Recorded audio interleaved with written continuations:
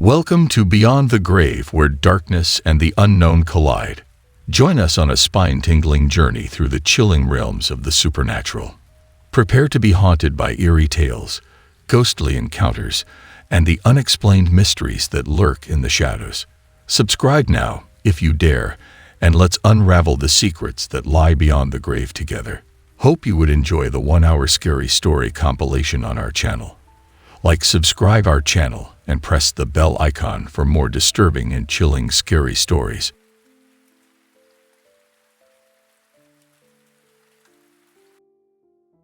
One month ago, on a rain-slicked street, my mother and I got a bite to eat. But on the way back, I slipped and fell. And I suppose the car coming didn't see me well, because the next thing I knew, as I lifted my head, I was staring at the sheets of a hospital bed. I could not move my legs or my right arm. My left was okay. It escaped from harm. My mother came in with a frown. And then she said, "Honey, I'm afraid you'll never walk again." A feeling came over me, not sadness or hate, but instead, overwhelming apathy took place. Oh well, I thought, I guess I'm done. My life is over before it's even begun. But the next day, my mom approached me with a smile. And I said that, with luck, I'd only stay here a while. And then, if feeling returned to my legs, I could come back with her and start my life again. Well, that filled me with hope, and optimism quite bright. And perhaps my stay here would even be all right. The month passed by rather pleasantly. I'll save you the details of how I peed. Most of my actions needed the assistance of a nurse, but really I was just glad to not be in a hurry. A reporter came to my room to tell my story. I think he was expecting something a little more gory. The triplegia of a 14-year-old kid, it was something that, sadly, couldn't be hidden. My nurse was kindly, pretty, and gentle. She helped me get through that month without going mental. She even gave me a book to read about shipwrecked sailors whose captain couldn't bleed. I learned on that day that humans tasted like pork. The captain got eaten, but he was kind of a jerk.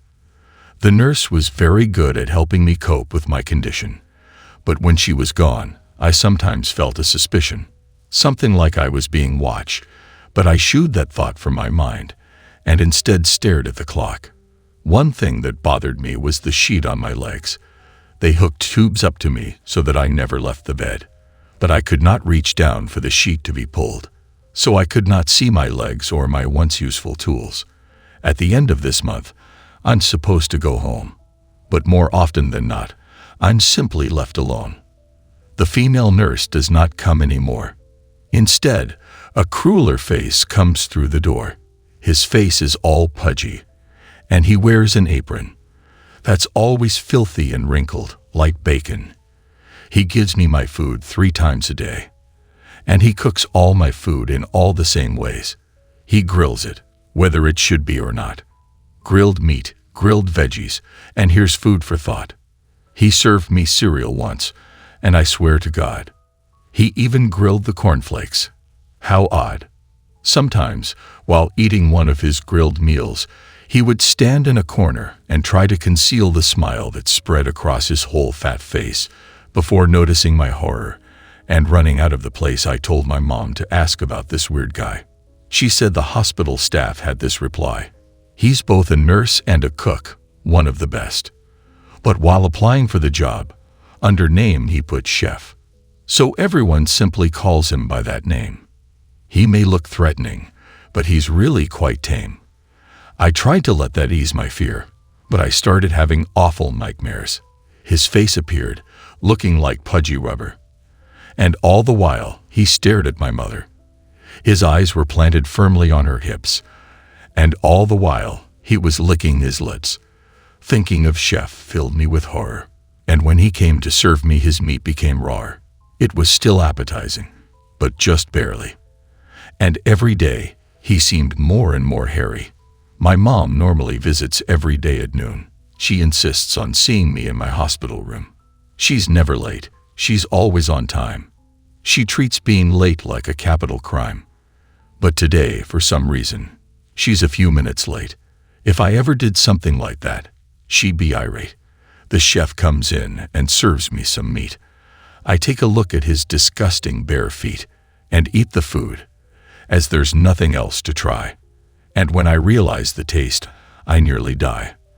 The food I was eating was clearly not pork, yet the taste was known as soon as it was through my fork. I was eating something else. I knew it to be true. I put the plate aside, and then my guts spewed. I vomited and vomited, and as I did, I cried. Was I eating my mother? Had she really died? You killed my mom and made me eat her too. I yelled with all the force I could bring myself to the chef looked at me with an emotionless face. My one good arm shot up with the intent to erase his expression, his presence, his existence on this earth, but my fist just bounced off his impressive girth. At that moment, my mother rushed into the room, and she said, "What's all the screaming? You sound like a loon." I looked at my mother, there in the flesh, and I never felt more relieved as I got my breath back. My mom was okay. I was overreacting. Staying in this bed all day had my sanity retracting. Everything was all right now that she was here. There was nothing to fret about and nothing to fear. I gave my mom news in the usual way. The chef left but then returned midday. When he did, I tried to apologize. I said, "I know what I did was awfully unwise.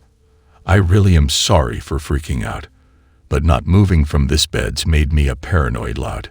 Chef grinned at me with black gums and missing teeth, which then retracted like a sword in a sheath. He walked over to my legs, which were covered by the sheet, and scowled. "I was hoping you'd enjoy my little treat." He pulled off the sheet, and my legs were gone. It was as if they'd been cut off by a saw. A bloody pool was where they once lay. I yelled out in horror and tried to get away, but he leaned over and grabbed my chest. He leaned in so close that I could smell this foul breath. He said, "All that meat on your legs was going to rot, and I would never cook for a woman in such poor health. Besides, watching you eat your own mother is not half as exciting as watching you eat yourself."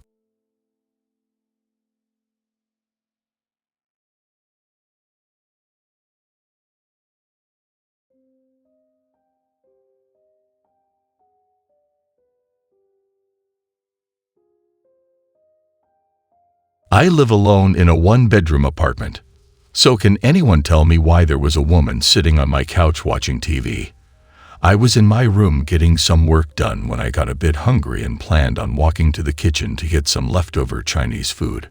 My kitchen sits next to the living room, and as soon as I stepped into the dark hallway, I noticed the television was on. I know I never stopped to watch anything on it, so this was an immediate red flag. Thinking that maybe it was updating or maybe Alexa had switched it on by mistake, I walked over to turn it off, but my heart dropped when I saw a woman with oily black hair sitting on my couch watching it.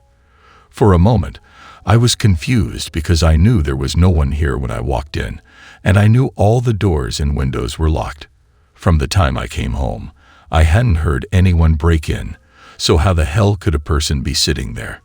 After the confusion passed, I wanted to walk forward and ask what the hell she was doing in my house, but something screamed that that would be a grave mistake.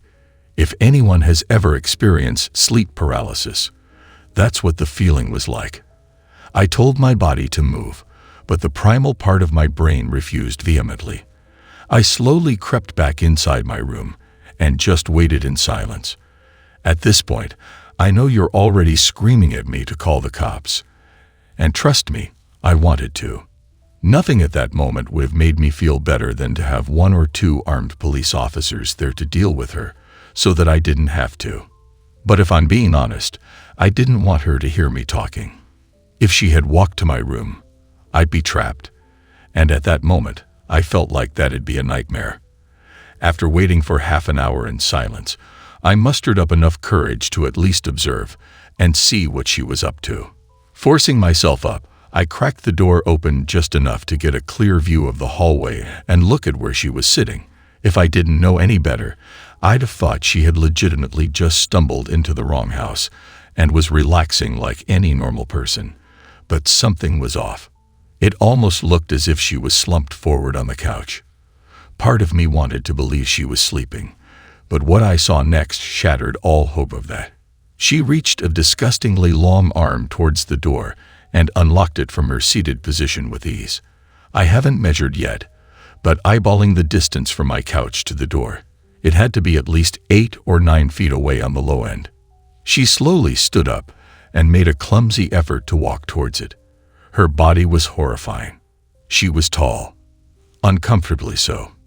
If I had to guess, I'd say she was maybe over 9 feet with arms that touched the ground and dragged behind her. Her hands each sported roughly 11 fingers that had to each be around a foot in length. From what I remember, she was completely naked with sagging skin that hung loosely off of her extremely thin body. She was also paler than I thought possible. Her skin appeared almost gray, and if I didn't know any better, I'd think her skin belonged to someone recently deceased. She didn't move gracefully. She dragged her massive body towards the door and raised her long arm towards the doorknob to pull it open. It almost looked like she had to break her own bones to complete the movement.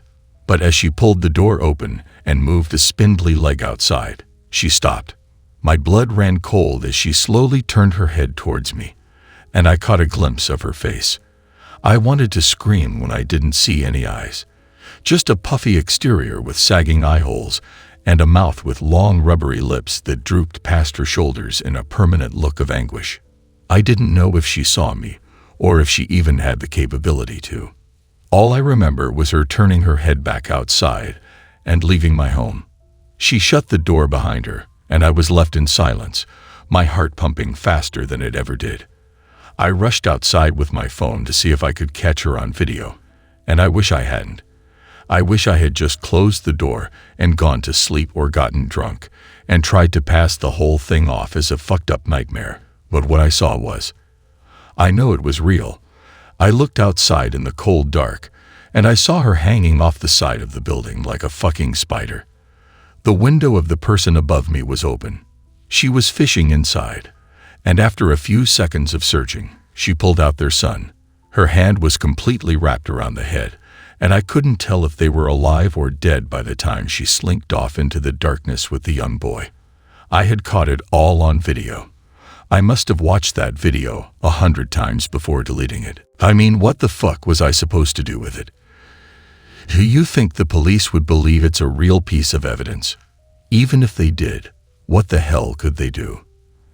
And as a parent, are you better off thinking that your kid ran away or knowing that it was taken by an entity that we can't even begin to comprehend? At least with the former, you have hope that maybe you'll see them again. I just couldn't bring myself to bring up such a crazy notion to a grieving family. Or worse, have them believe me and go looking for something that no one should ever try and find. I knew as long as I kept it, I'd be tempted to watch it, and every time I watched it, I'd be driven further into madness. There have been more stories of kids missing as of late. I've even heard some rumors about pets going missing from people's homes. Surprisingly enough, I even heard a story about a full-grown man disappearing. He was never seen again, with absolutely no trace of where he went or why he left. The only thing suggesting any kind of outside force was an open window, and a few strands of hair police couldn't match any DNA to. This has taken quite a toll on my life. I tried to find information on this thing, but as far as I know, there's nothing. If anyone out there has had a similar experience, please tell your story or share images of the thing if you have them. I just want to know I'm not crazy. I'm quitting my job tomorrow and staying with my brother on the other side of the country. There's no fucking way I'm sticking around that thing more than I need to. I don't plan on being here much longer, but last night I heard a knocking at my door. I know the next time I see it, I won't be telling a story afterward. But I also know that I'm burning this whole damn apartment down with me.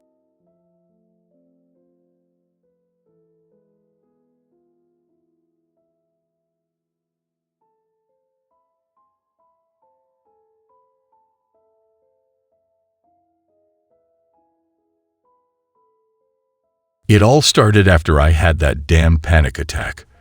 I am a calm person by nature. I always have been. Small stuff never bothered me, even while driving. and I certainly had never been so negatively affected by something that I had a breakdown like that. Of all the places for it to happen, it was at work during an important meeting with my boss. Luckily for me, it was a telephone meeting, so I was able to hang up, get my breathing under control, and then call back, blaming my sudden absence on a bad connection. There had been no trigger to speak of. The meeting was going just fine. I was alone in my well-lit office, surrounded by plants and art, but something suddenly hit me like a ton of bricks. No, more like the realization that there was a charging bear coming right for me. Instinct is what my roommate called it when I confided in her later that evening after I shot down the possibility that I'd just been working too hard. Maybe it's like you knew that something was wrong. Animals can tell when something isn't right, like dogs and cats just before an earthquake. And human beings are just animals when you get down to it, she had said before finishing off the last of her glass of wine. I sipped pensively at my own glass as I stared out the window of our penthouse apartment. Yeah, but human beings need science in order to tell when it's about to earthquake, I sighed. I guess that's true. Well, maybe your brain was just misfiring. Who knows? She left after chatting for a while longer to go meet her boyfriend at a bar across the city, leaving me alone in the apartment. Everything was going just fine. I was rewatching an episode of Friends while I enjoyed my second glass of wine. But then, all of a sudden, that feeling hit again. Panic, worry, dread, all rolled into one uncomfortable sensation that caused my skin to crawl. Before I knew what I was doing, I was back in the kitchen looking for a knife or something to defend myself. But against what? I had no idea. After settling on a meat tenderizer, I began to patrol the apartment, searching every room from top to bottom. But of course, there was nothing to find, because there was nothing wrong. After scolding myself back into a state of relative ease, I finished off the bottle of wine and another few episodes of television before turning in for the night. I sat up for a little while reading, as I always do before sleep, with my blinds closed to shield my room from the city lights. It was about 11:15 when I shut the book and turned out the lamp. The moment the light faded from the room, panic returned with vengeance, and once again I found my body moving before my mind could intervene. I threw open the blinds, allowing the city lights to pour in. But that did nothing to calm me down. As I stood there in the dim lighting, I could feel the anxiety focus a little bit. Soon, I had a pretty good idea of what I was so scared of. Something was coming to get me. What or why didn't I know? But I knew it. I knew it deep down in my DNA. I didn't sleep that night, suffice to say. My roommate didn't return either, which didn't help, although she texted me later in the morning to inform me that she had spent the night with her boyfriend. Around lunchtime, I decided it would be a good idea to go out so that at least I was surrounded by people, and if anything happened, they could maybe help. How wrong I was. The moment I hit the streets, I felt more exposed than ever. I knew that whatever it was that was coming could come from any direction. The ground, the sky, left, right, behind, and forward being in the open like this wasn't safe. But I also knew that my apartment wouldn't be much help, so I found myself moving towards the police station. I had no idea if they would help or even believe me. I knew that I wouldn't if I were them. But maybe they would agree to let me stay there or something. Unfortunately, I was only halfway there when the feeling got so much worse. What had been anxious worry and suspicion turned quickly into terror. Desperately, I swung my head back and forth to scan my surroundings. I was across from a park where a group of children was playing catch with their dad. Some old men were playing chess under a tree, and a busker on the road was strumming gently at an acoustic guitar.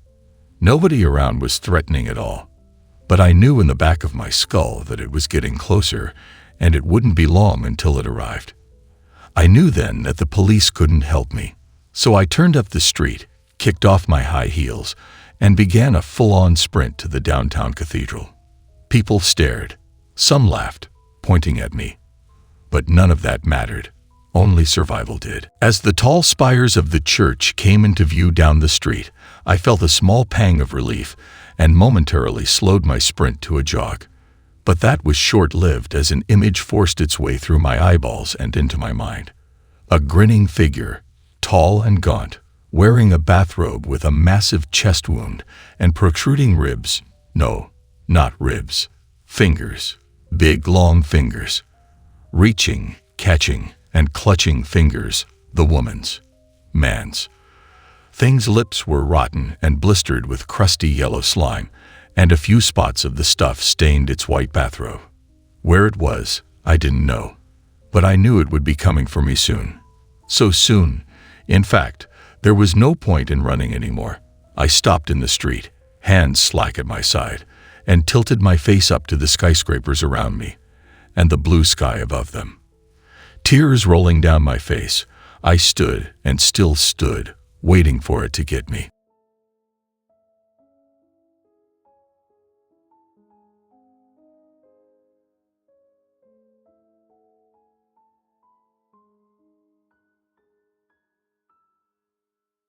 I'm old.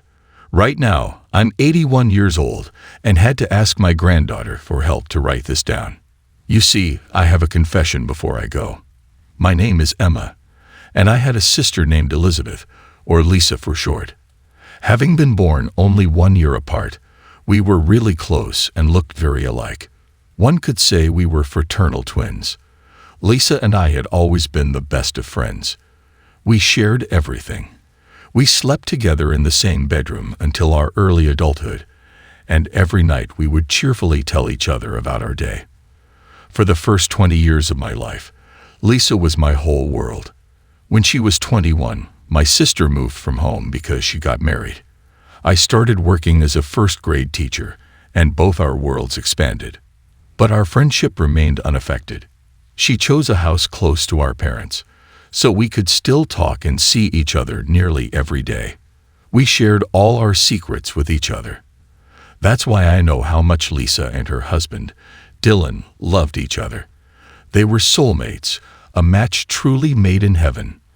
Back then, men were way more violent and sexist than they are today. But not Dylan.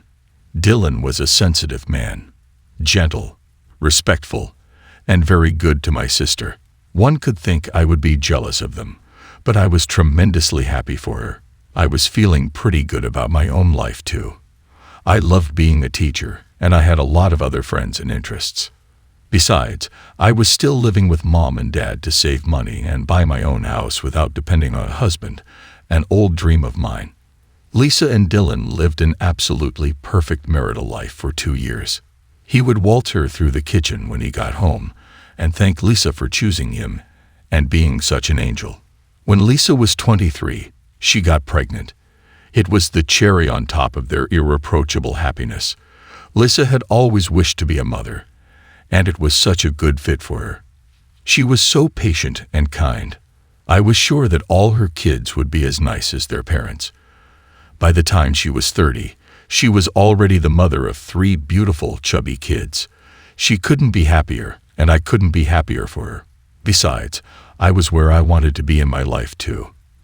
I don't want to say we grew apart, but we certainly were busier with our lives. I traveled the world, learned 6 languages, and was even a bit of an intellectual. We started a tradition of going apple picking every year, using identical dresses. It was funny and silly because we were 2 adult ladies, but we didn't care. We loved funny and silly things. The year was 1966. Lisa was 30 and I was 29, and Dylan stayed home with the 3 kids as usual.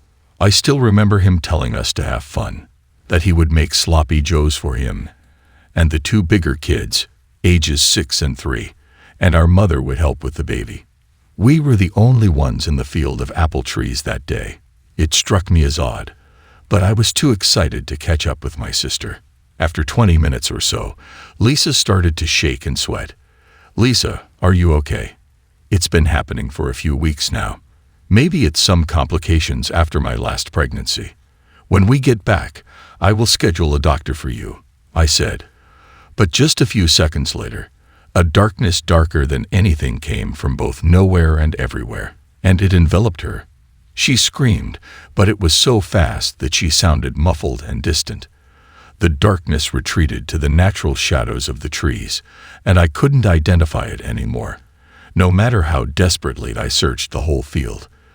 This was followed by an obscene wet noise of chomping. The dark thing, was eating my sister alive. In less than a minute, nothing of the sweet person I loved more than anything remained in this world. Nothing but the precious apples she had picked in a basket. I was traumatized, overwhelmed, devastated. I don't even have words for what I felt. But I knew what I had to do. So I gathered the apples, drove home crying, and cut my hair. From that moment on, I was Elizabeth. I knew what the consequences would be for me. My career and personal goals were over. I was now a mother of 3, and married to a good man I respected that obviously didn't love. But I had to do it for them. The kids can't grow without their mother. Dylan would languish without Lisa. She was his whole world. She was the kid's whole world. Hell, she was still kind of my whole world. Lisa just shone brighter. You couldn't even feel jealous because she would welcome everyone into her light. I looked up to her every minute of my life. We had 2 other siblings, and I cared for them a great deal, but she was my beloved sister, more beloved than anything. I would be less missed. People would suffer less. Giving up my life was a price I was willing to pay, so people wouldn't have to go through the horrible loss of Lisa.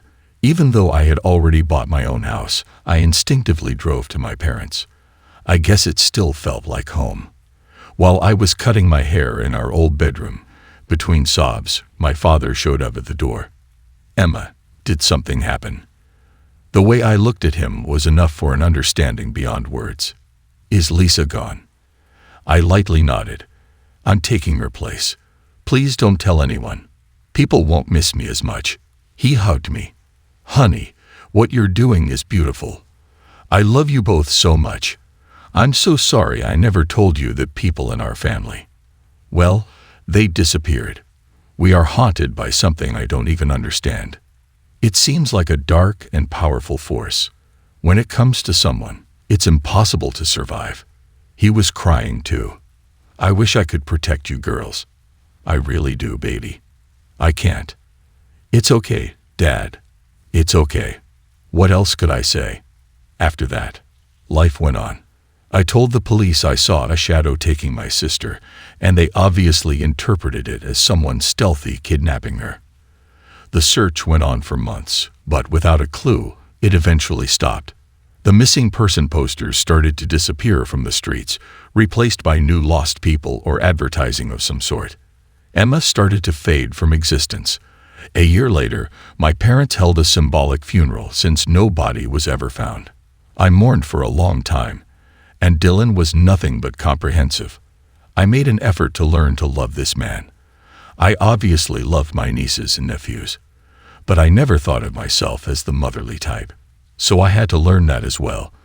I think I did a really good job being Elizabeth. I eventually started to love Dylan. I birthed 2 kids, and I loved my sister's kids as much as I loved my own. I missed my house and my teaching job, but otherwise, I was able to fit in with my new life.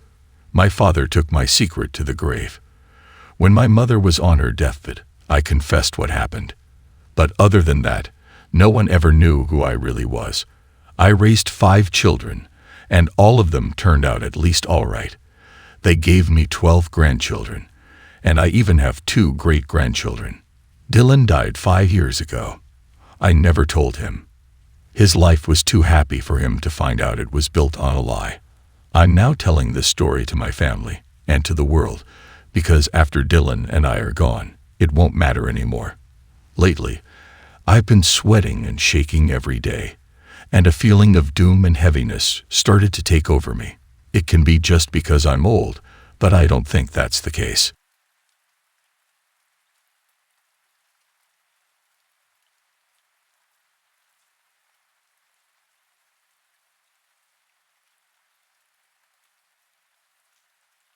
The Roaring Twenties became a different time for all of America as the economy took a massive plummet. The Depression sank every industry like a stone, and families of every class felt the impact. Throughout the Hoovervilles set up around Riverbend, there was one man who seemed prosperous despite it all. A master manipulator with creative ways to collect his debts, Carter Bale was a moonshiner who specialized in his craft. He was a savior to the working man and the devil to the preachers in town, providing some of the finest corn liquor in the area. If he wasn't using his silver tongue to work his way out of a jam, he was never afraid to get his hands dirty when money was involved.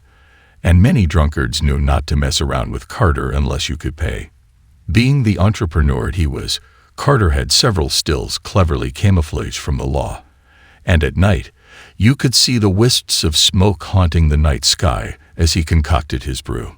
One day, as Carter was collecting his debts in town, a red-faced woman burst down the dirt road as if fired from a gun.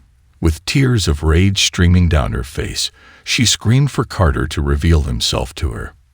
As he walked out into the open, she stormed over to him while rearing her hand back and slapped him with all her might. "My boy'll never see you again because of you. He wandered off into the woods last night and came home smelling like an oil lamp," she exclaimed. "Well, ma'am, it seems to me like you ought to be watching your young'un a bit closer. It's a shame he won't get to watch nothing ever again because of you," he yelled as he spit at her feet. "Carter Bale, you may have fooled the rest of these folks round here, but I know you're nothing but a schemin' thief. Your days are numbered, selling gut-rot liquor on this earth. You mark my words." She screamed as she reached for his head and ripped out several pieces of hair. Although bewildered, he didn't think much of her actions aside and thought it to be a woman's scorn. Besides, he had more important matters to attend to. Later that night, he went into the woods to tend to his stills. There were 3 spread out strategically. He would only run 2 at a time and leave one on reserve in case Johnny Law happened to stumble onto one of his hiding spots. A wise businessman will always have a backup plan. As he stoked the flames for the boiler, he thought about the frantic woman. There was a sense of guilt that began to overcome him as the flames began to rise, and he became absent-minded for a moment. A smoldering ember managed to escape from the flames and land near his ingredients. He snapped back to reality quickly once a second fire began to consume his consumables.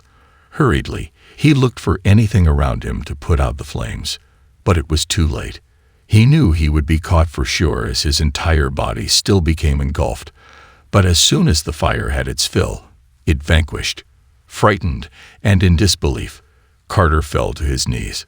He ran his fingers through his hair and felt where his hair had been ripped out, and it dawned on him. "That woman," he exclaimed. He ran off to his second still and saw that everything was still intact. All his ingredients were there, the flames were stoked, and he seemed to be producing as normal. To calm down after his recent trauma, he decided to have a sample of his work. He took a ladle and got a spoonful of shine. As he tipped the ladle into his mouth, however, he saw that there was nothing but black, slimy bile pouring into his mouth. While spitting and screaming in a fit of rage, he paced back and forth, wondering what he was going to do with the taste of bilge water fresh on his tongue. It was already past midnight, and it would take him months to get the materials together to rebuild and clean the wreckage behind him. He had no choice but to try and make a new batch. When he arrived at his last stop, he was still spitting bile from the last site. The burned and ragged man took out his knife to open the burlap sacks of ingredients that lay before him, but the contents inside made him leap out of his skin. As the blade cut open the first sack, spiders and maggots began to crawl from the hole and work their way up his arm. Swatting them away, he hurriedly backed away and bumped into a small figure. "Hi, Carter," said a female voice from under a dark cloak. "It's you," he screamed while waving his knife. "Stay away from me. I'll gut you." "Now there's no need for all that," she said as she waved her hand at him, which flung the knife into the woods under sticks and debris. "You know, Carter, I got to thinking about what you said about my boy not being able to watch anything again. It really is a shame," she said as she began to walk towards him. A mother's job is to always protect and provide for her son. "Dear God, lady, what are you going to do to me?" he cried, trembling with tears in his eyes. "I'm going to give back what you took from him." She shrieked into the night as red began to glow from her eyes. The wind picked up in a howl, and leaves began to swirl in a whirlwind, creating a vortex so loud that the whole town grew deaf for a moment. And then there was silence. In the moonlight, there was stillness so peaceful that even a church mouse couldn't be bothered. The following day, Carter Bale was nowhere to be found.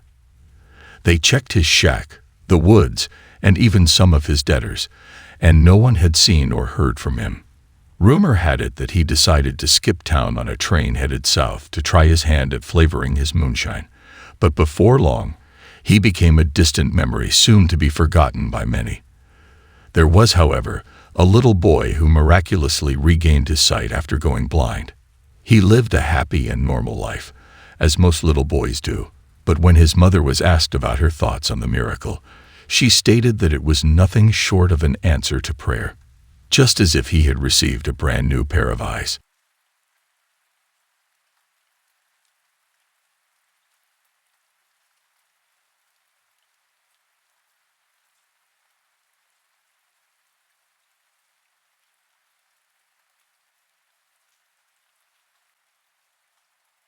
You wake up to find yourself lying flat in an unfamiliar and utterly filthy room.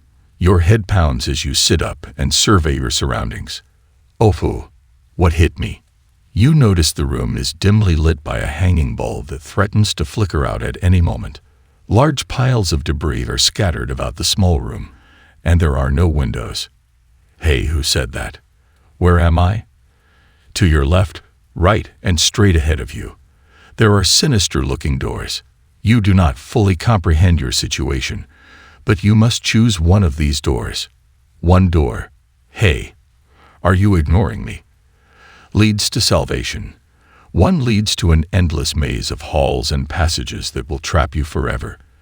And the third leads to eternal damnation. You must. Wait, what?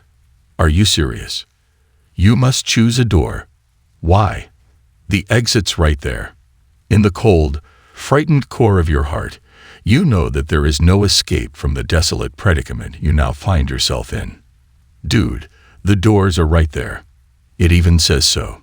See, exit, right on the front. Big letters too. After a moment of struggle, you come to realize the futility of resistance and return once more to the crossroads of passages. There is no way out, only because some bastard locked up the exit. You grumble to yourself as you contemplate. It was you, wasn't it? Jerk. Contemplate your fat. Fine, fine. Eeny, meeny, miny. That one. You say this to yourself as you choose the door to your left. Unbeknownst to you, that particular door leads only to misery, death, and the destruction of your very soul. What? Oh, hell no. A sudden burst of intuitive clarity causes you to leap away before the door closes behind you, sealing your fate. It wasn't intuition. You just said. You must make your choice between the remaining two doors. With a sigh, you go towards the one in the middle. I know what I'm doing. You mutter. I don't need you telling me. Prick. You take hold of the doorknob to the passage that will lead you to wander the maze for all eternity, oblivious to the fate that will soon befall you. Deathless, mindless, and hopeless, your rotting corpse will still walk on long after. Gah! You cry as you once again leap back from your choice of passage. Don't get snappy with me. So, one door left. Salvation, ho. You say this as you head towards the final door and grasp the handle. The path you have chosen will be long and fraught with peril.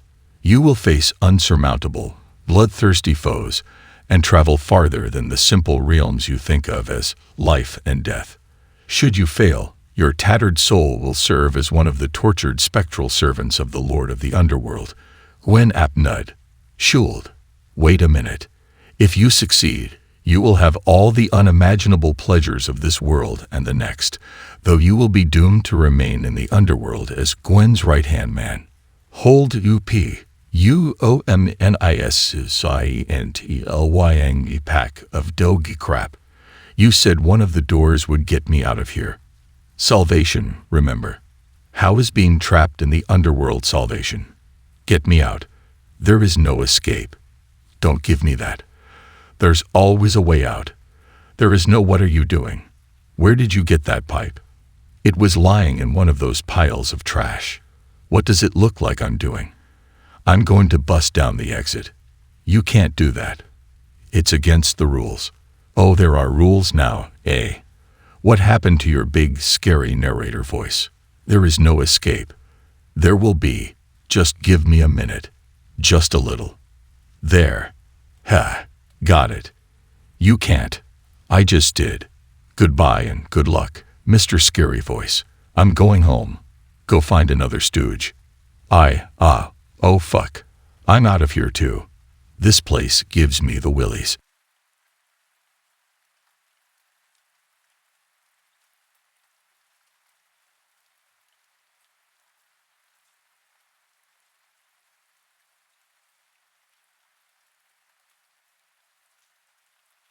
The following incident occurred last Sunday. I was in my study typing an email for work when I heard a noise coming from my kitchen. I disregarded it. The house in which I live is old, and strange noises were not uncommon. Not 5 minutes later, I heard the noise again. It was a clicking of some sort. I broke out into a cold sweat. It was the sound of the back door unlocking. I opened my desk, pulled out my revolver, and closed the drawer. I stood up and quietly made my way to the door of my study. I carefully opened the door and stepped into the hall. Darkness greeted me, thick and awful, a shroud hiding whomever was lurking in my house. Then again, the darkness was my protector as well. Knowing my house like the back of my hand, I didn't bother turning on the lights. If someone truly was here, I wanted to get the jump on them. I moved down the hall as silently as possible and listened as hard as I could. Silence. Could I have been imagining things? As I mused over these points, soft padding played its way from the direction of my kitchen to the other side of the house. No shoes or boots could make such a stealthy noise. Had the intruder removed his shoes before entering? The steps sounded lighter than a full-grown man's. They sounded like a child's footsteps or those of a large dog. At this point, I decided to call. Hello. I bellowed loudly, the volume of my voice causing me to recoil. Get a hold of yourself, man, I whispered to myself. I yelled out again. I am armed, and the police are on their way. Stupid me. Why hadn't I called the police when I was in the study? I made my way to the kitchen, entered slowly, and saw that I was very much alone. Everything seemed to be in its place, yet when I turned the lights on, I had to choke down a scream. The back door I had double-locked for the night only 2 hours before lay wide open. Adding to the horror, I discovered 2 sets of small, muddy barefoot prints leading to the stairs. I closed the door quietly. Who the fuck is in my house? I thought, my mind beginning to race. And how did they undo the locks? I decided I would follow the footprints, and a new sound impressed itself upon my ears. The sound of muffled conversation came from above. Whoever was in my house had made their way to the upstairs bedroom. I steeled my nerves and swallowed the lump in my throat. This was my house. Whoever was whispering in my bedroom was invading my privacy and threatening my safety. I had to deal with it. I made it to the bottom of the steps, switched on the light, and yelled, "Show yourself." Weighted silence greeted me. I have a gun, and I will use it. Surrender yourself. My adrenaline began to pump, and no longer cautious, I took the stairs 2 by 2, slammed open my bedroom door, and leveled the gun at nothing. My large bedroom, the only room on the 2nd floor, was entirely empty. I looked at the floor and found the same footprints that were in the kitchen, only they stopped in the middle of the room. My blood ran cold. I checked the closet and under the bed, but there was no one to be seen. Was I going mad? I made my way back into the hall when the door suddenly slammed closed behind me. I shouted in terror and bounded back down the stairs, through the kitchen, and into my study. I slammed the door and locked it tight. I collapsed in my chair and passed out. Footsteps. I awoke just in time to hear them pad their way down the stairs, across the kitchen, and to my horror, stop outside my study door. Locks seemed powerless to stop these entities, and I waited for the knob to turn. Instead, I heard something that chilled my blood. A voice whispered in the hall. A horrible voice belongs to someone no longer alive. My heart pounded. My blood froze in my veins. My lips moved, and my throat uttered a gibbering mess. The doorknob began to turn, the locks disengaging as if by magic. The door creaked open slowly. Nothing. Emptiness. Darkness.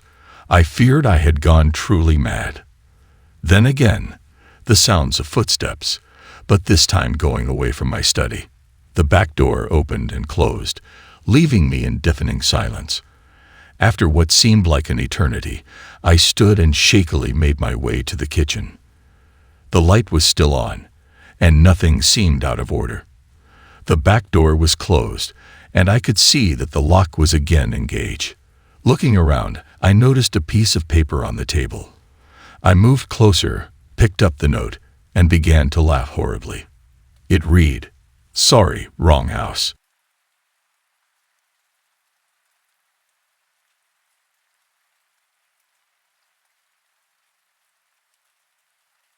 What are dreams? What are they, really? Are they bits and pieces of memories thrown together without design or purpose? Do they whisper secrets of future days to come or hide secrets from days long past? Perhaps our soul is expelled from our bodies each night, thrust out into the void, traveling to wondrous lands beyond the limits of our physical form. Consider this. Is it possible that our dreams are more than mere nonsense, but premonitions of adventures we have not yet had? Honestly, I don't have any answers for you. However, if I may, I would like to share with you what I do know. Tell me, have you ever had a dream you felt was so real that your waking life felt distant and dull? Have you ever dreamed of a dream that reveals glimpses of your full potential? Do you know of any dream that filled you with such sorrow upon awakening each morning to desire with all your might that your eyes will open to a brand new life, yet never does it come? With every rising sun, that is the burden I bear. However, such sadness does not consume me, for I know my dreams are so much more than simple desires and wishful thinking. They are much more than you could possibly imagine. You see, my dreams are preparing me for great things to come. I know that to be the truth. No, rolling your eyes does not offend me. You are not the first I've tried to tell. You are not the first to mock my words. Most simply laugh out of amusement, and others feign looks of pity towards me. Truly, in their view, only a disadvantaged child would entertain such nonsense in their heads. They are the ones to pity, for they are only capable of seeing a land of make-believe, a fairy tale fabricated from the mind of a child. So sure of themselves that a child orphaned as an infant who never knew the embrace of a mother's love or the guidance of a father could hold his head high. Nor would they consider that such a waif would earn his success with only the determination of his heart and the strength in his hands. Yet I hold no malice, for their conclusions are not without logic, albeit sadly short-sighted. That is all about to change, for tomorrow is the day when all will be revealed. Tomorrow is my birthday, and when I am gone, they will have no choice but to admit they were wrong. Tomorrow is the day my dreams foretold. Before the sun sets on your 5 and 10th year of life, you shall return with hope and salvation on your back and light in your hands. By your blade, you will rid the land of the worm. That is what I see every night when I surrender to sleep. Close your eyes, take my hand, and let me tell you about my dreams. In my dreams, there's a realm so close to our own that only the width of a hair separates the two, existing side by side, together, and unaware of one another. Yet they are so far apart that traveling the distance would take 1,000 years. It is a medieval realm where science and magic live next to each other as beloved friends. Machines and technology, sorcery and magic. They coexist side by side as one. No difference comes to mind in matters of wizarding and engineering, sorcerers and teachers, or even a healer and a doctor. This realm is ruled by 6 great nations, each under a king and queen of virtuous heart and noble blood. Castles, villages, farms, and towns pepper the land. All live simplistic lives with a hint of technology, both natural and mystical. In my dreams, I see a beautiful domed temple made from ivory and white stone. The temple is home to 6 sacred weapons made of enchanted steel, one given to each nation by a goddess. She offered these weapons in preparation for the day foretold, the Day of the Womb. The weapons are wielded by a warrior from each nation, each personally chosen by the goddess herself. But in the center of the temple, in the most revered spot, sits the 7th altar. Upon this altar rest the armor and weapons of the 7th son of a 7th son. Under the darkness of an eclipse of 3 moons, a child's bloodline emerged from the joining of a mortal and a god. This child's spirit will unite the realms in their darkest hour. The weapons are enchanted steel made of silver and blue, and my armor is impossibly light. My gauntlet is for my right hand and serves as my shield. It houses a disc that 3 blades emerge from with a snap. When flung, it obeys my will and lays waste to all of my foes. It then faithfully returns to my hand without fail every time. My sword was forged from the last remnants of creation and cooled with the very essence of life. It is the mortal enemy of rot and decay. It can never be broken, nothing can shatter its blade, and it is impervious to impact. Never will its edge be dulled. The jewel in the hilt is my symbol and banner. It is the eye that shines a light that can ignite the passion of an oppressed people when hope has seemed to be lost. In my dreams, I see a day in which black rain falls from the sky. Viscous, ropey strands of greenish-black tar pour from the clouds. Anything it touches immediately begins to decay and corrode. The arrival of the worm is heralded by a clap of thunder as his fortress bursts through the clouds. It pierces the land like a dagger stabbed into flesh upon impact with the land. The castle of the worm is a jagged and pointed crystalline citadel with bulbous blister-like domes upon it. This is the throne from which the worm will conquer and reign. The decay spreads from the dark fortress in the form of black mold and writhing masses of tentacles and tendrils, rotting everything it touches, except for one thing: the dead. Every warlord needs pawns. The dead are absorbed and used as vessels for the worm's decay to take place. They are the eyes, the foot, and the iron fist of the worm. The worm fills its ranks with the deceased and slain flesh of the surrounding villages with a gluttonous appetite. The blisters from the walls of its fortress are then released, and its army of decayed and mindless drones carry the smelly, rotting mass into the hearts of all 6 nations. It will plant itself into the ground and become extensions of the mind and will of the worm. From here, it will wage war against every man, woman, and child. It will fight with the decomposing faces of their neighbors, friends, brothers, and sisters.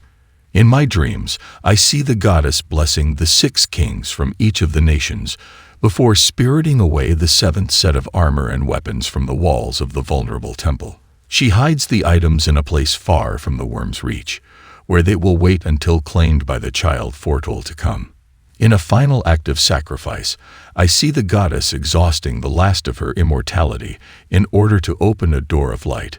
She places a tiny infant within the entrance, and before closing the door, she says with tears in her eyes, "Goodbye, my beloved. Goodbye, my son. It is 20 minutes to midnight, the day of my 15th birthday. I sit on the wooden floor, and I am trembling next to a heated stove. I tremble not from the cold, but from a heart-gripping fear. However, make no mistake. Do not think for a moment that I'm trembling out of fear of the unknown or of things to come. I am not afraid of marching against a grotesque army of 1,000 rotting corpses. I don't fear the violence I will encounter or the many battles I will fight. I am not afraid. No, none of that scares me. I want life so much. Do you want to know what really scares me? What has filled me with such terror and dread? What scares me the most is this: I am so afraid that when tomorrow finally arrives, it will come and go like any other ordinary day.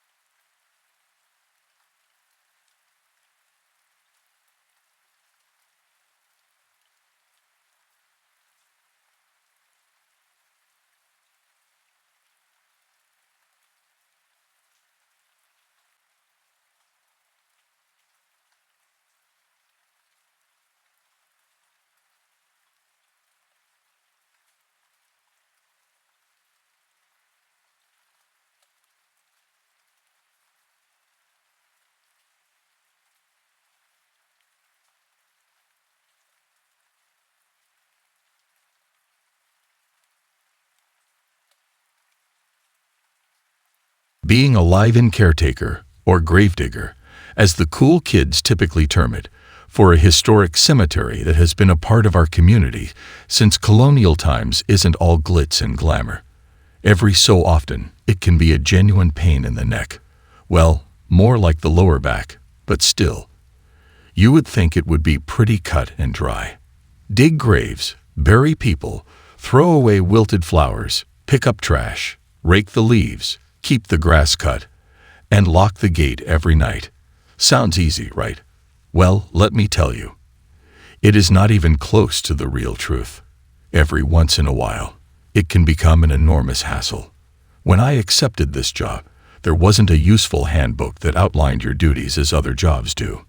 I had a grizzled elderly supervisor who had buried more people than the Black Plague. You would think someone like that would be a wellspring of information merely waiting to be tapped. Well, keep on thinking about that. He maintained a firm belief that the best experience was a hands-on experience. I would spend all day finishing a hot and muscle-straining job, and then that night he would inform me of the easier way to do it. When I say I learned my lessons well, it is because I learned how not to perform them first. To my old boss, any day that you kept all my fingers and toes was a good day. But he wasn't all bad. His stories were the best. I remember after work, I would sit for hours listening to him. He could make you pee your pants with his stories. Be it a scary or funny story, you will wet yourself from fear or laughter. Some stuff, like general yard work, mowing grass, trimming bushes, weed treatment, and pest control, is simple. Most of it should be done on a weekly basis to maintain the cemetery in pristine condition. To prevent overlapping, you designate specific days for each section of the cemetery. And always remember to exercise caution when performing upkeep in Section 1, as it contains some of our oldest graves. Those duties are so straightforward that even a child could understand them. These are also the duties they use when advertising the job. I will let you in on a secret. Those represent about 20% of the overall jobs I perform. One of the big requirements is that you should always remember your manners. Respect all mourners. The cemetery receives visitors daily, who should be given distance while they pay their respects. Avoid using loud equipment and slash or tools entirely in that section while funerals are in session. With that in mind, new plots are to be dug at least 24 hours before scheduled funerals. However, 3 days are preferred. New graves have a tendency to whisper, but after 2 days, those voices usually fall silent. If you do hear them, it is best to disregard them. Since they tend to ramble on and on about nothing but nonsense, they may have eternity, but I work on a schedule.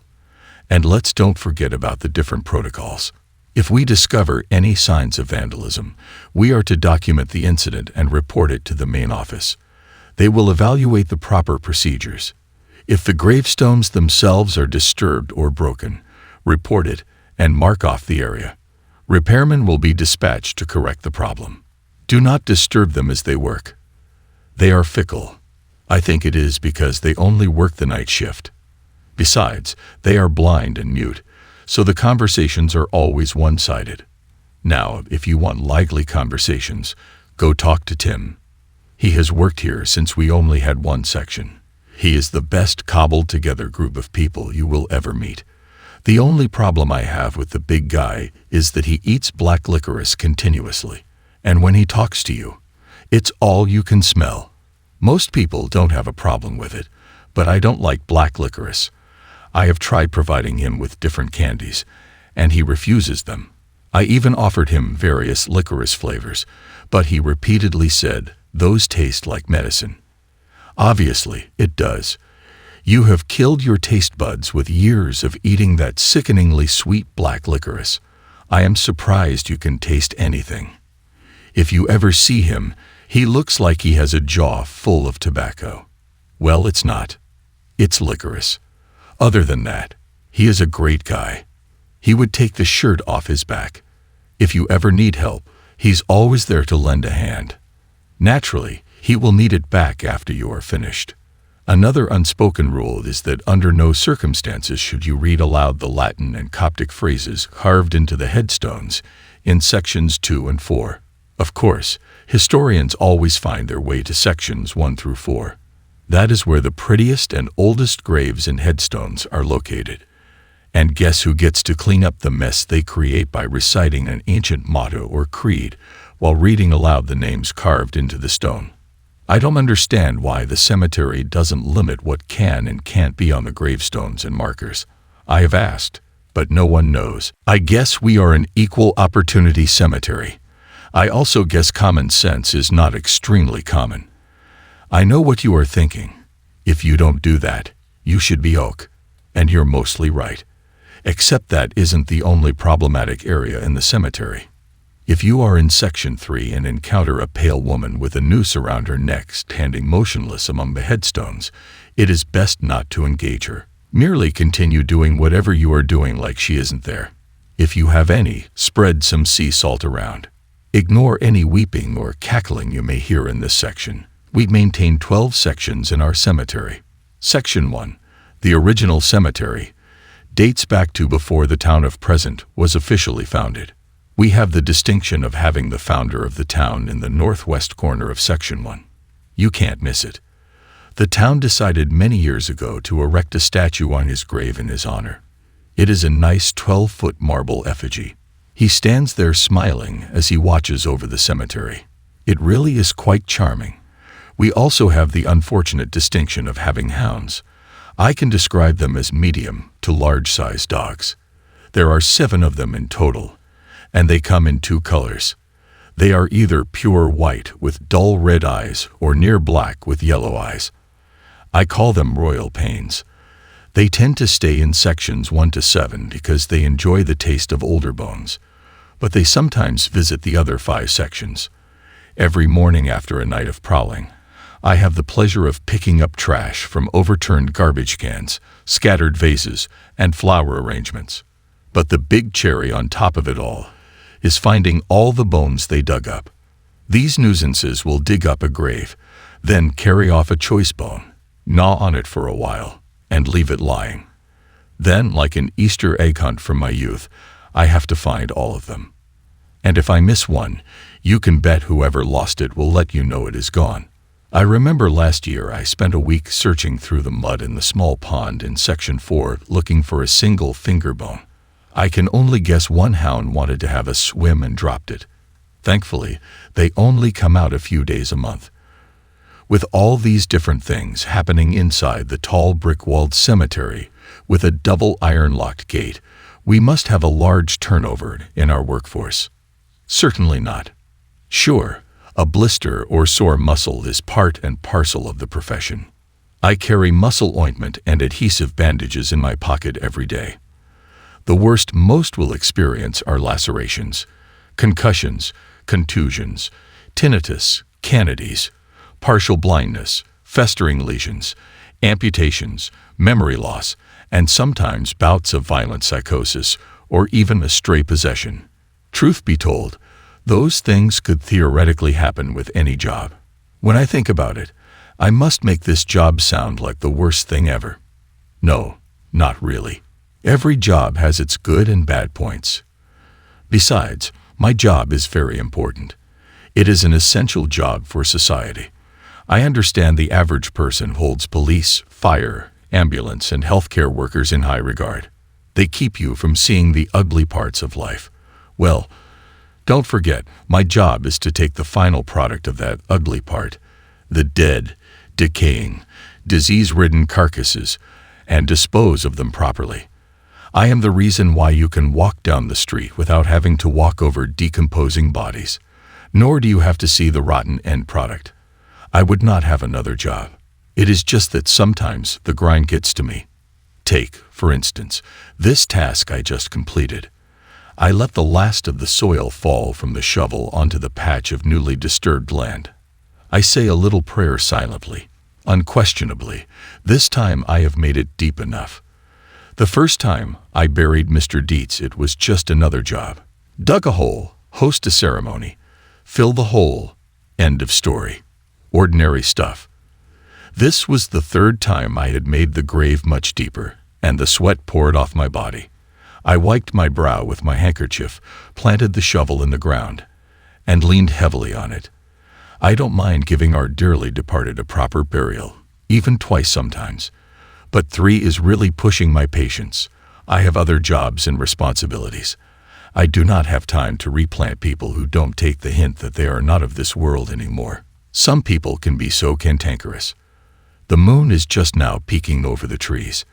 My lantern gives enough light to work, but not enough to disrupt anyone. I gazed at the world going to sleep around me, and I stood in awe of the moonlight over the frosty fields of graves. This is such a pleasant, peaceful area. There is nothing and no one around. Only the headstones and your thoughts. I watched as the glowing orb rose higher into the sky, illuminating it with a deep, almost eerie glow. The delightful cool air feels good after a job well done. Nighttime is always nice. I say to no one in particular. Especially clear moonlit nights like tonight. The moon casts a soft silver ray on everything. The beauty is surely unspeakable. The whole of nature looks bright and appears in celestial light. People of all ages enjoy a moonlit night. I take this majestic moonscape as an ample reward for completing this necessary task. The night air feels good to my overheated body. Minutes pass as I stand transfixed by nature, as I gather my strength. I was so enchanted that I didn't notice a dirty hand break through the fresh dirt. Hearing a noise, I look down. Sighing deeply, I mumble, "That's it. 3rd time's the charm. I'm done. This guy just doesn't get it. You are gone. Your family has accepted it. Society has accepted it. We mourned and celebrated your life. Now it is over. You have been granted eternal rest. Life has left you behind, so you may return to the dust. But to receive this reward, you need to stay put. No relocating, no cross-country trip, no plane, train, or automobile ride. Just a nice long stay in a box underground." I squat down closer to the mound of dirt being broken open and say, "Mr. Dietz, guess who has an appointment with the crematorium?"